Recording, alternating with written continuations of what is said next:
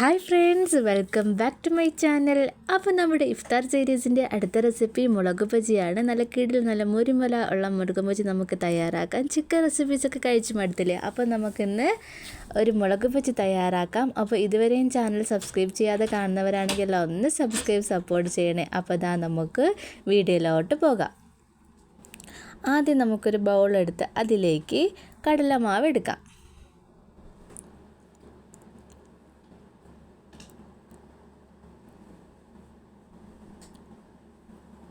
പിന്നെ ഇതിലേക്ക് വേണ്ടത് അരിപ്പൊടിയാണ്. ഒരു 2 സ്പൂൺ അരിപ്പൊടിയും കൂടെ ചേർത്ത് കൊടുക്കുന്നുണ്ട്. ഒരു ക്രിസ്മസിന് വേണ്ടിയാണ് നമ്മൾ അരിപ്പൊടി ചേർത്ത് കൊടുക്കുന്നത്. ഇനി ഇതിലേക്ക് വേണ്ടത് മുളക് പൊടിയാണ്. കാശ്മീരി ചില്ലിയാണ് ചേർത്ത് കൊടുക്കുന്നത്. 1.5 സ്പൂൺ കാശ്മീരി ചില്ലി ചേർത്ത് കൊടുക്കുന്നുണ്ട്. പിന്നെ അതിലേക്ക് നമുക്ക് ഒരു നുള്ള് സോഡാപ്പൊടി ചേർത്ത് കൊടുക്കാം. ഒരു 1/4 സ്പൂൺ മഞ്ഞൾപ്പൊടി, 1/2 സ്പൂൺ ഗരം മസാല. ഇനി ഇതിലേക്ക് ആവശ്യത്തിനുള്ള ഉപ്പൂടി ഇട്ട് കൊടുക്കാം. എന്നിട്ട് കുറേശ്ശെ വെള്ളം ഒഴിച്ച് നമുക്കിതൊരു ബാറ്റർ പരുവാക്കി കലക്കി എടുക്കണം.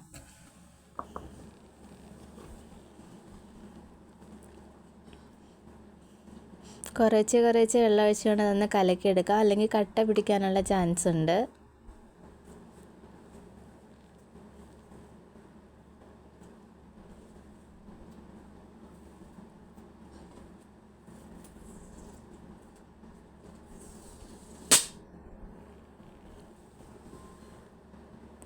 അപ്പം നമ്മളിതാ നന്നായിട്ടൊന്ന് കലക്കി എടുത്തിട്ടുണ്ട്.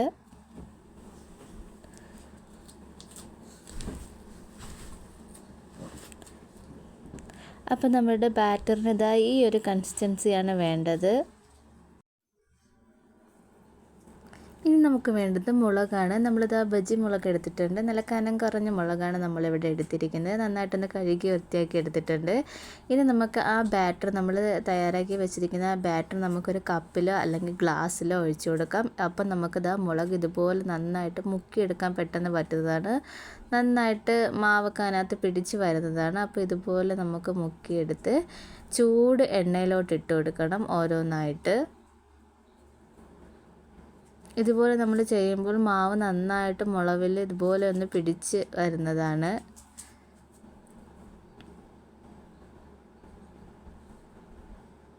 അപ്പോൾ ഇതാ അതിൻ്റെ ഒരു സൈഡ് ഒന്ന് മൂത്ത് വന്നിട്ടുണ്ട്. ഇനി നമുക്കിതുപോലെ ഒന്ന് തിരിച്ചിട്ട് കൊടുക്കാം.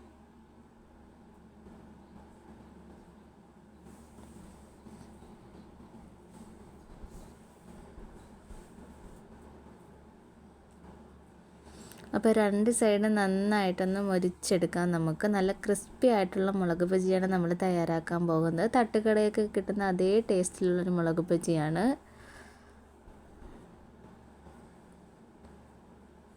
അപ്പോൾ നമ്മളിവിടെ എടുത്തിരിക്കുന്ന ഒട്ടും എരിവില്ലാത്ത മുളകാണ്. അതുകൊണ്ടാണ് നമ്മൾ വെള്ളത്തിലിട്ടൊന്നും തിളപ്പിച്ചെടുക്കാത്തത്. എരിവില്ലാത്ത മുളകായതുകൊണ്ടാണ്.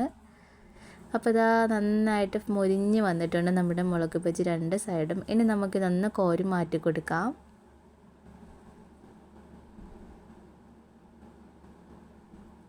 എണ്ണ ഒട്ടും കുടിക്കാത്ത നല്ല ടേസ്റ്റി ആയിട്ടുള്ള മുളക് ബജിയാണിത്. അപ്പോൾ ബാക്കിയുള്ളതും കൂടി ഇതുപോലെ നമുക്കൊന്ന് ഫ്രൈ ചെയ്തെടുക്കാം.